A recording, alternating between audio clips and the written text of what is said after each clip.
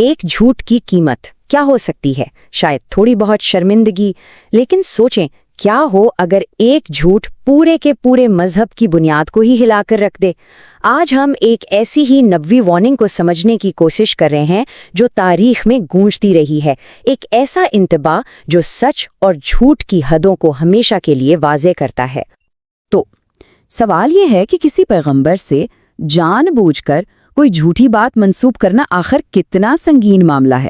یہ صرف سچ اور جھوٹ کی بات نہیں، اس کا تعلق تو سیدھا دین کی بنیاد، الہامی اختیار اور آخرت کی نجات سے ہے۔ اور اس سوال کا جواب ہمیں ایک ایسی وارننگ میں ملتا ہے جو اسلامی روایت کا آپ کہہ لیں کہ ایک بنیادی ستون ہے۔ یہ کوئی معمولی نصیحت نہیں بلکہ ایک ایسا سخت حکم ہے جس نے علم کی تاریخ کا رخ ہی موڑ دیا۔ دیکھیں، ہماری بات کی بنیاد یہ اصل عربی متون ہے۔ یہ صرف کہانیاں نہیں بلکہ وہ تحریریں ہیں جنہوں نے صدیوں تک اسلامی علم کی حفاظت کی ہے، اور ان تمام تحریروں میں ایک پیغام بار بار دہرایا گیا ہے، ایک بہت سخت وارننگ۔ اور یہ ہے وہ وارننگ، بالکل صاف، دو ٹوک اور انتہائی سنگین: جس نے مجھ پر جان بوجھ کر جھوٹ بولا وہ اپنا ٹھکانہ جہنم میں بنا لے۔ یہاں سب سے اہم لفظ ہے جان بوجھ کر، مطلب یہ کوئی بھول چوک یا غلطی نہیں بلکہ جان بوجھ کر دھوکہ دینے کا عمل ہے جس کا انجام انتہائی سخت بتایا گیا ہے۔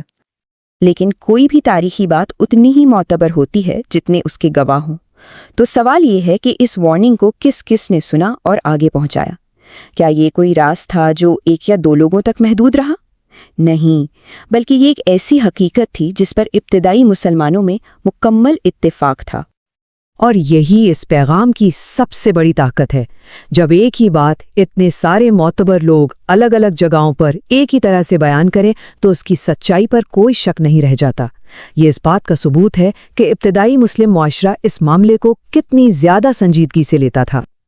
اور یہ گواہ کوئی عام لوگ نہیں تھے، ان میں اسلام کی چند سب سے بڑی شخصیات شامل تھیں: علی ابن ابی طالب، انس ابن مالک، ابو ہریرہ اور المغیرہ ابن شعبہ۔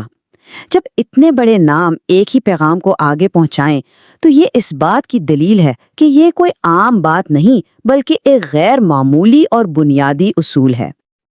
اچھا، یہاں ایک اور اہم سوال ذہن میں آتا ہے۔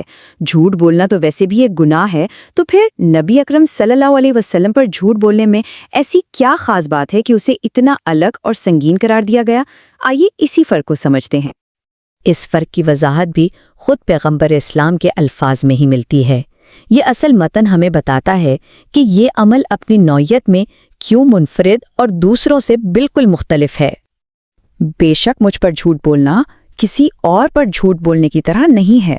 یہ جملہ آپ دیکھیں ہر چیز کو واضح کر دیتا ہے۔ یہ ایک ایسی لکیر کھینچتا ہے جو عام جھوٹ اور اس مخصوص گناہ کے درمیان فرق کو بالکل نمایاں کر دیتی ہے۔ لیکن یہ فرق ہے کیا آخر؟ فرق بہت گہرا ہے۔ جب کوئی کسی عام انسان پر جھوٹ بولتا ہے تو وہ ایک فرد کو نقصان پہنچاتا ہے، یہ ایک شخص کا دوسرے شخص کے ساتھ معاملہ ہے۔ لیکن جب کوئی پیغمبر پر جھوٹ بولتا ہے تو وہ صرف ایک شخص کو نشانہ نہیں بنا رہا ہوتا، وہ تو پورے مذہب کی بنیاد یعنی وحی اور قانون پر حملہ کرتا ہے۔ وہ کروڑوں لوگوں کے لیے ہدایت کے سرچشمے کو آلودہ کرنے کی کوشش کرتا ہے۔ تو اس سب کا نتیجہ کیا نکلا؟ یہ سخت وارننگ صرف ایک دھمکی بن کر نہیں رہ گئی، اس نے اسلامی علمی روایت پر بہت گہرے اور دیر پاس رات چھوڑے۔ آئیے دیکھتے ہیں کہ اس کی اہمیت آج ہمارے لیے کیا ہے۔ اسی سخت حکم کا نتیجہ یہ نکلا کہ ایک ایسی علمی ثقافت نے جنم لیا جس کی بنیاد ہی احتیاط پر تھی۔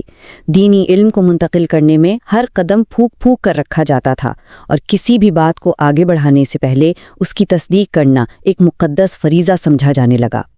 اس کی میراث آج بھی زندہ ہے۔ سب سے پہلی اور اہم بات تو یہ کہ اس نے وحی کے تحفظ کو یقینی بنایا تاکہ خدائی پیغام اپنی اصل شکل میں محفوظ رہے۔ پھر اس پیغام کو محفوظ رکھنے کے لیے باقاعدہ ایک علم وجود میں آیا جہاں ہر روایت اور اس کے راویوں کو جانچا پرکھا جاتا ہے۔ اور آخر میں یہ اصول آج ہم سب پر ایک ذمہ داری ڈالتا ہے۔ کسی بھی بات کو، خاص طور پر دینی بات کو شیئر کرنے سے پہلے اس کی تصدیق کرنا لازمی ہے۔ اور یہیں آ کر یہ صدیوں پرانا اصول آج ہمارے لیے بہت اہم ہو جاتا ہے۔ فیک نیوز کے اس دور میں جہاں کوئی بھی خبر ایک کلک پر وائرل ہو جاتی ہے، کیا یہ قدیم اصول ہمیں معلومات کی ترسیل کی ذمہ داری کے بارے میں کوئی اہم سبق سکھا سکتا ہے؟ یہ سوال آج پہلے سے کہیں زیادہ اہم ہے۔